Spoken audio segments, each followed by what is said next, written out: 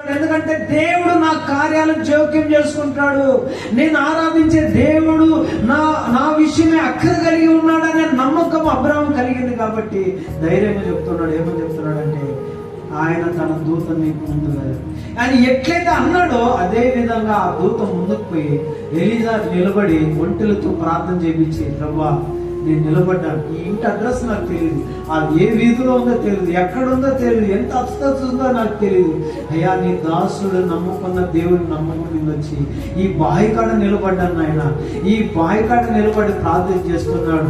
ఏ స్త్రీ వచ్చి నాకు నీళ్ళు ఇస్తుందో, నాకు వంటలకు నీళ్ళు ఇస్తుంది అంటుందో ఆయనే నా యజమానుడు కోడలు. హల్లెలూయా.